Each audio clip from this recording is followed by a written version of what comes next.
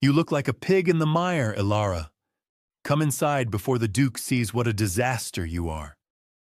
The garden party had turned into a nightmare. Rain hammered the estate. Mud swallowed her boots.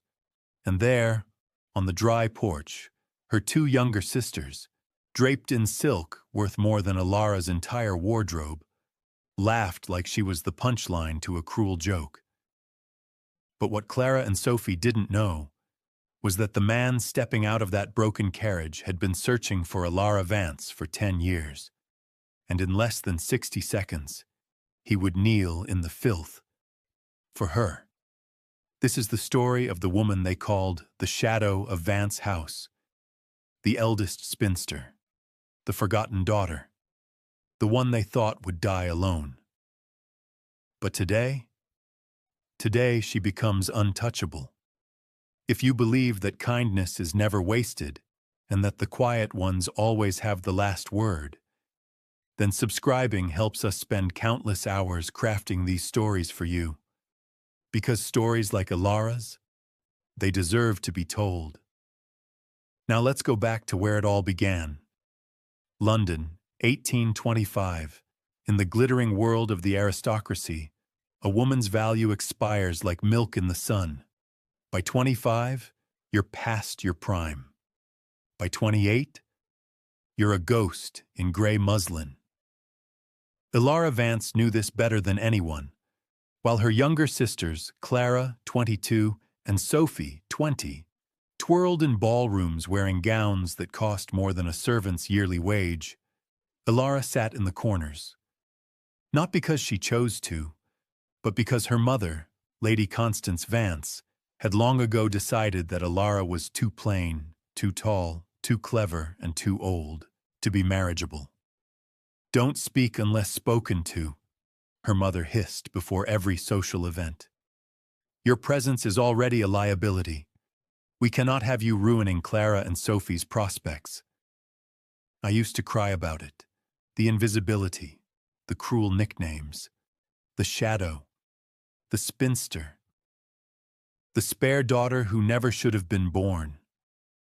But somewhere between the 20th ball where I held my sister's fans and the 100th time I mended their lace while they danced, I stopped crying.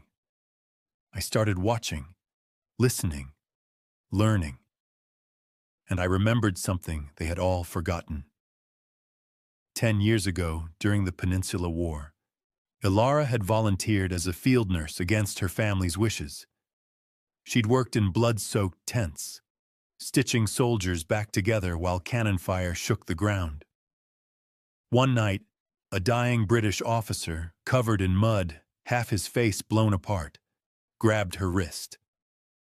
"Promise me," he rasped.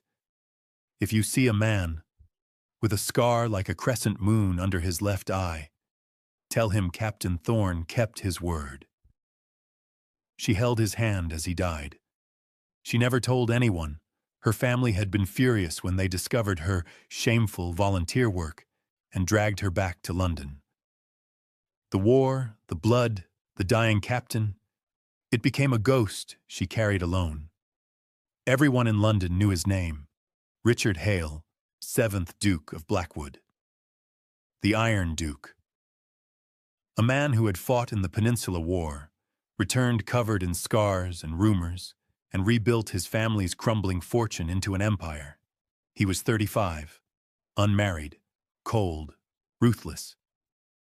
He'd rejected marriage offers from princesses, heiresses, and every desperate mama in England. Whispers said he was heartless, that he'd lost something in the war and never got it back. Lady Constance Vance had spent 3 months planning this party. Every influential family would attend. The goal? Secure final approval for Clara's engagement to Baron Whitmore and Sophie's to Baron Ashford. "This is your sister's moment," Lady Constance told Ilara the morning of the event. "You will stay in the background. You will not embarrass us." Ilara nodded. She always nodded. But then the storm came, the storm and the carriage. By 4 p.m. the sky opened. Rain pounded the estate like divine fury. Guests huddled under tents. Clara and Sophie shrieked about their hair. And then, through the silver sheets of rain, a carriage appeared on the road. A massive black crested carriage, the Blackwood carriage. It lurched violently, one wheel sinking deep into the mud. The horses screamed. The driver fought to control them. Inside the house, chaos erupted. "The Duke is here!" Lady Constance shrieked. "Girls, fix your hair! He's here!" Clara and Sophie ran to the mirrors, elbowing each other out of the way. Ilara looked out the window. The driver was an old man, struggling alone in the rain. The horses were panicking. If that carriage tipped, someone would die. Internal thought. No one else was moving. They were too busy preening, too busy planning their curtsies. I grabbed my old cloak, the one I'd worn in the war, and I ran. Ilara reaches the carriage. Mud sucks at her boots. Rain blinds her. The driver is crying, too weak to hold the reins. She grabs the bridle of the lead horse, whispering the calming words she learned in the war. The horse steadies. Behind her, she hears laughter. Clara's voice, shrill and delighted. "Look! The Spinster is playing in the mud like a child." Sophie joins in. "Ilara, you fool! You look like a pig in the mire. Come inside before the Duke sees what a disaster you are." The porch is full of guests now, watching, judging. Ilara's hands shake, not from the cold, from humiliation. But she doesn't let go of the horse. The carriage door opens. A man steps out into the rain, tall, broad-shouldered, a scar like a crescent moon under his left eye. The Duke of Blackwood. And he's looking directly at her. Would you have gone out into that storm? Or stayed inside where it was safe? Let me know in the comments. Richard Hale, Duke of Blackwood, stood in the rain like a monument carved from stone. He didn't flinch, didn't hurry toward shelter. His dark coat was already soaked through, clinging to his frame. His eyes, gray as winter, swept across the porch where the guests huddled. Clara stepped forward, a practiced smile on her lips. "Your Grace, what a dreadful storm. Please come inside where it's warm." He didn't look at her. Sophie tried next, her voice honeyed. "Your Grace, you must be exhausted from your journey." He didn't look at her either. His gaze was fixed on the girl in the mud. 10 years. I've searched for 10 years. I hired investigators, offered rewards, followed every lead across battlefields, hospitals, convents. The girl with the steady hands and kind eyes. The one who held Captain Thorne as he died. The one who whispered, "You are not alone," when I thought I would bleed out in that God-forsaken field tent. I never saw her face clearly. She was covered in blood and smoke. But I remembered her eyes, and there they are. Let me take you back. 10 years ago. Spain. The Battle of Vittoria. Lieutenant Richard Hale, not yet a duke, had taken shrapnel to the chest. He was dying. He knew it. Everyone knew it. He was dragged into a field hospital, a tent held together by prayer and desperation. A young woman was there, no more than 18. She worked like a machine, stitching, cleaning, holding. When she came to him, he saw her eyes, brown, steady, unafraid. "You're not dying today," she said. He wanted to laugh, to tell her she was wrong, but she didn't let him speak. She worked on him for hours. Her hands never shook. She sang something under her breath, a hymn maybe. By dawn, he was still breathing. By the time he woke fully, she was gone. He asked everyone. "The girl with the brown eyes, the nurse, where is she?" No one knew. Volunteers came and went. She'd vanished like smoke. But he never stopped looking. The Duke stepped off the dry stone path. into the mud. Gasps erupted from the porch. Lady Constance clutched her pearls. "Your Grace, what are you—" He didn't answer. He walked through the deep, sucking mire, each step deliberate, ruining boots that cost more than most men earned in a year. Elara froze. The horse's bridle slipped from her fingers. "Why is he coming toward me? This doesn't make sense. Dukes don't walk through mud. They don't look at girls like me. Unless— No, it's impossible." He couldn't remember. It was 10 years ago. I was covered in blood. He was half dead. He couldn't possibly— The Duke stops in front of her. He was close now, close enough that she could see the scar under his eye, the one shaped like a crescent moon, close enough to see that his hands were shaking. "Elara Vance," he said. Her name. He knew her name. The porch went silent. Clara's mouth fell open. Sophie looked like she'd been slapped. "You," Elara's voice cracked. "You remember?" "I never forgot," the Duke said quietly. "I have been searching for you since the day I woke in that tent and you were gone." Tears blurred her vision. Rain mixed with them. "I didn't think. I was just a volunteer, just a girl trying to help. You saved my life. I saved dozens of lives. You saved mine." His voice was raw. "And when Captain Thorne died, you held his hand. You promised him you would deliver his message. Do you remember?"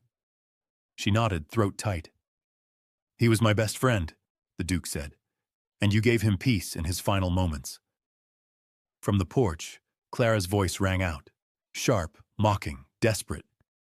"Your Grace, surely you're mistaken. Elara is just— She's no one. She's a spinster. She has no prospects, no—" The Duke turned. His expression could have frozen the sun. "That woman," he said, his voice carrying across the garden like a whip crack, "has more honor in one fingernail than your entire family possesses combined." Silence. Lady Constance looked like she might faint. The Duke turned back to Elara. And then, to the horror and shock of every single person watching, he dropped to one knee, in the mud, in front of everyone. Have you ever had someone recognize your worth when everyone else dismissed you? Tell me your story below. The Duke of Blackwood, the man who had never bowed to kings, never smiled at princesses, never softened for anyone, knelt in the thick, cold mud. His breeches were ruined. His coat was soaked.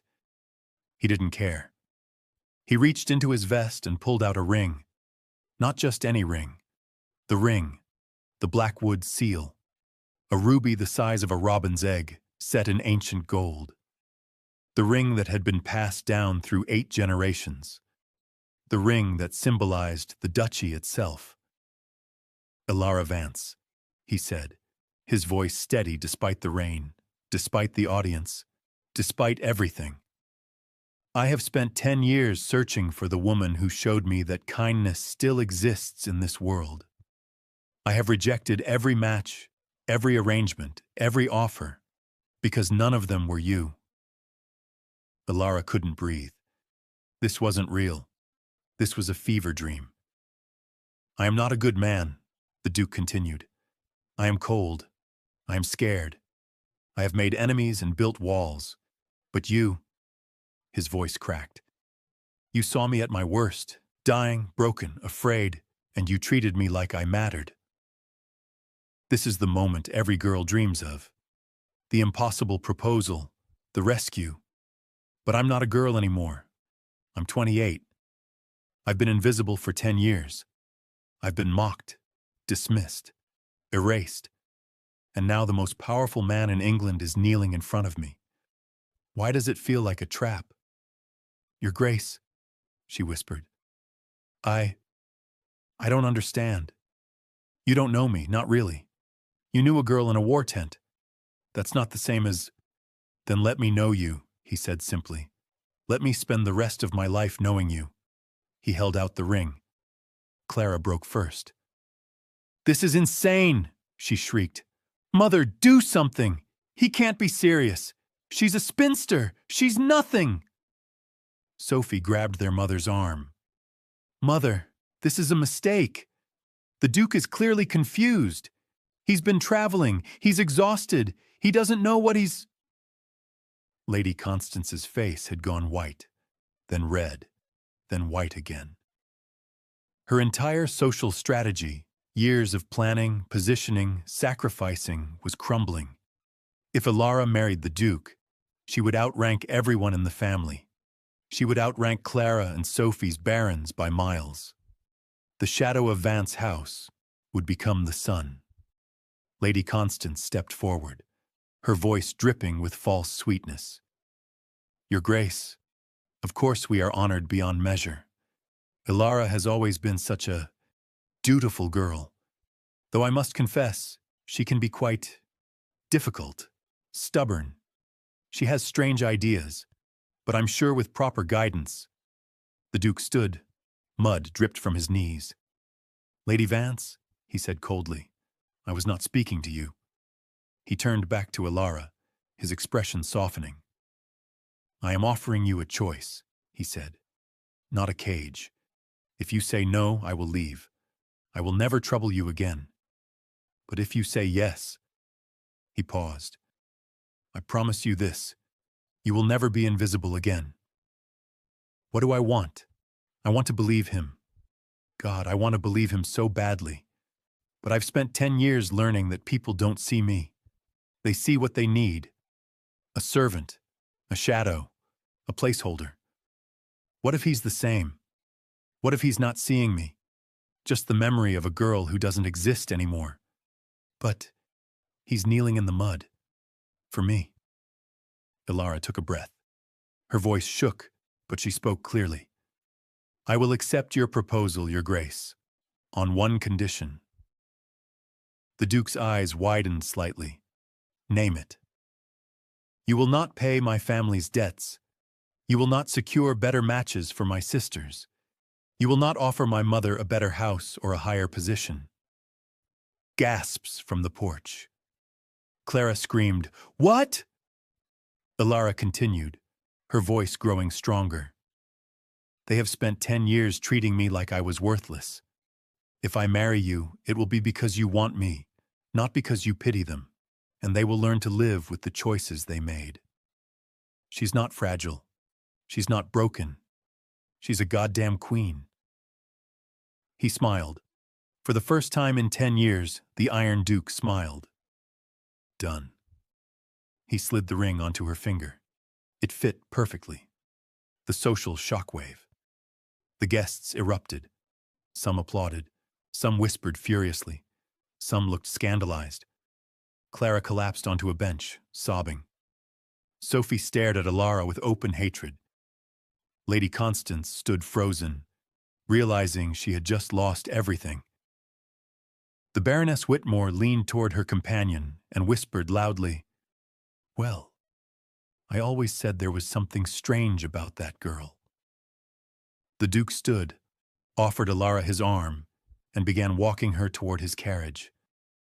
"Your Grace," Elara said quietly, "my dress is ruined.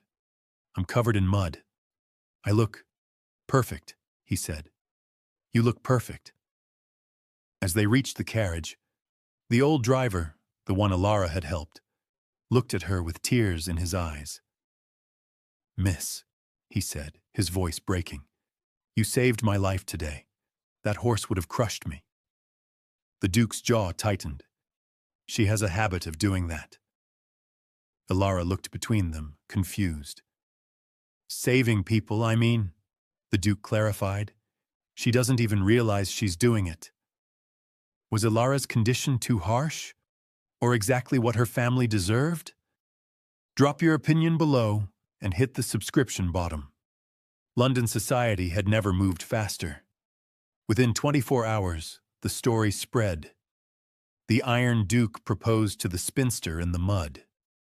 Some called it romantic. Some called it scandalous. Everyone had an opinion. Ilara Vance, no, Ilara Hale to be, found herself in the Duke's London townhouse, a palace of marble and old money that made her childhood home look like a cottage. She had her own wing, her own staff, her own wardrobe being assembled by the finest modistes in England. It was terrifying. I wake up every morning expecting this to be a dream, but then I see the ring on my finger. The Blackwood ruby catches the light and reminds me, this is real. I am going to be a duchess. I still don't know if I'm ready. Clara and Sophie's downfall. The Vance sisters' engagements didn't survive the scandal. Baron Whitmore withdrew his offer to Clara, citing unforeseen family complications. Translation: he didn't want to be associated with the family that had mocked the future Duchess of Blackwood. Baron Ashford did the same to Sophie. Within 3 days, both girls were back on the marriage market, damaged goods with tarnished reputations. The whispers followed them everywhere. Those are the sisters who called the Duchess a pig. Can you imagine? They mocked her in front of the Duke himself. Well, what goes around comes around. Clara stopped attending balls. Sophie locked herself in her room.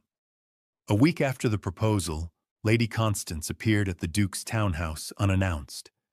Ilara received her in the blue drawing room, dressed in a gown that cost more than her mother's yearly allowance. Lady Constance's eyes were red. Her hands shook. "Ilara," she began, her voice thin, "you must help your sisters. They are ruined. Their prospects are gone. You have the power now. You could speak to the Duke, ask him to—" "No," Ilara said quietly. Lady Constance blinked. "What?" "No. I will not ask him to fix the mess you created. But they are your sisters. They are the women who called me worthless for 10 years. Ilara's voice didn't rise, but it cut like steel. "You told me I was a liability, a burden, an embarrassment. You made me invisible. I was trying to help them, to secure their futures, by sacrificing mine." Silence. Lady Constance's face crumpled. "What am I supposed to do?" Ilara stood. "You are supposed to learn that people are not tools, that kindness matters, that cruelty has consequences." She walked to the door, then paused. "But," she added softly, "I am not you." Ilara turned back. "I will not ask the Duke to help you, but I will do this. I will write letters of introduction for Clara and Sophie to attend a finishing school in Bath. It's a fresh start, away from London, where they can rebuild their reputations. If they choose to go, and if they choose to grow, they will have a chance." Lady Constance stared. You would do that? After everything?" "I'm not doing it for you," Ilara said. "I'm doing it because holding on to hatred will poison me, and I refuse to let you poison me anymore." Internal thought. I'm not a saint. I'm still angry, still hurt. But I'm also free, and freedom means I get to choose who I become. That night, Ilara found the Duke in his study, surrounded by maps and correspondence. "Why do they call you ruthless?" she asked suddenly. He looked up, surprised. "Pardon?" "The Iron Duke, the ruthless Duke. Everyone speaks of you like you're made of stone. But you knelt in the mud for me. You smiled. You're not ruthless." He set down his pen. "I am ruthless, Ilara, but only to those who deserve it." "What does that mean?" "It means," he said carefully, "that I do not tolerate cruelty. I do not tolerate people who abuse power, who hurt the vulnerable, who mistake kindness for weakness. I have built a reputation for being unforgiving because I refuse to let people like your mother and sisters climb over the bodies of people like you." He stood, walked to her, and took her hands. "You asked me why I searched for you for 10 years. It wasn't just because you saved my life. It was because in that tent, when I was nothing, not a duke, not a soldier, just a dying man, You treated me with dignity. You saw me as human. His voice dropped. And I wanted to spend my life with someone who sees people that way. But what if I fail? Ilara whispered. What if I can't be the Duchess they expect? What if I embarrass you, or... Then we'll fail together, he said simply. But I don't think you will. You held a horse in a storm. You stitched soldiers in a war. You survived 10 years of cruelty without becoming cruel. You are stronger than you know. The wedding announcement.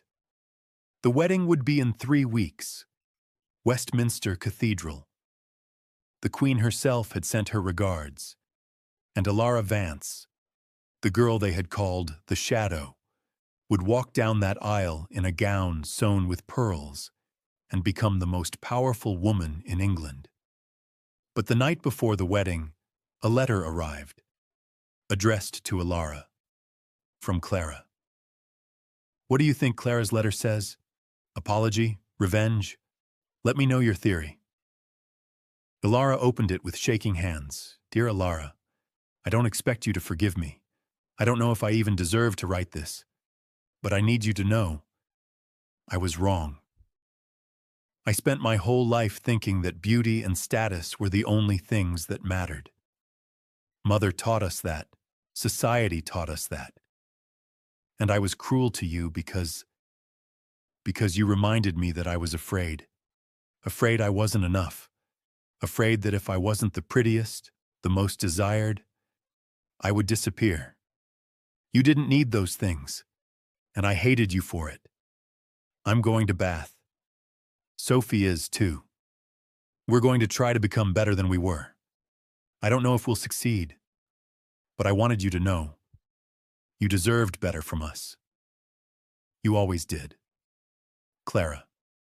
It's not a perfect apology. It doesn't undo 10 years, but it's a start. And maybe that's enough. The wedding day. Westminster Cathedral was packed. Every duke, duchess, earl, and countess in England had come. Even those who had ignored Ilara her entire life now bowed as she passed. She wore a gown of ivory silk and French lace with the blackwood tiara on her head, a crown of diamonds that had belonged to queens. But the most beautiful part? Her smile. Because for the first time in her life, Ilara Vance was not invisible. She was seen. She was valued. She was loved. The Duke waited at the altar, dressed in formal blacks and the blackwood sash. When Ilara reached him, he whispered, "You are breathtaking." She whispered back, "You're still kneeling in the mud for me, aren't you?" He grinned. Every day for the rest of my life. As they exited the cathedral, a small crowd had gathered outside. Among them, far in the back, Ilara spotted 2 figures in modest gray cloaks, Clara and Sophie. They didn't wave, didn't call out, but they bowed. Ilara nodded back, and then she stepped into the Duchess's carriage with her husband and rode away into the rest of her life. 5 years later, the Duchess of Blackwood was known throughout England, not for her beauty, but for her hospitals. She had opened 3 war hospitals for veterans, all funded by the Blackwood fortune. She personally oversaw training for field nurses. Clara and Sophie had both married, not barons, but kind men. Decent men. They were rebuilding. And Lady Constance? She lived quietly in the countryside, far from London society, where she could no longer wield cruelty like a weapon. The Duke and Duchess had 2 children, a boy and a girl. And every year, on the anniversary of that rainstorm, the Duke and Duchess returned to the Vance estate. They stood in the garden, and he knelt in the mud. For her. Always. So tell me, what would you have done if you were Ilara? Would you have forgiven your family? Would you have taken the Duke's hand? And here's the real question. Do you believe kindness is ever wasted because of this story? It's proof that the quiet ones, the invisible ones, the ones the world underestimates, They're the ones who change everything. If this story moved you, if you believe that people like Alara deserve to be celebrated, then subscribing helps us keep telling these stories. Because every time you hit that button, you're saying, yes, stories like this matter. Thank you for being here. Thank you for listening. And remember, you are never as invisible as they want you to believe.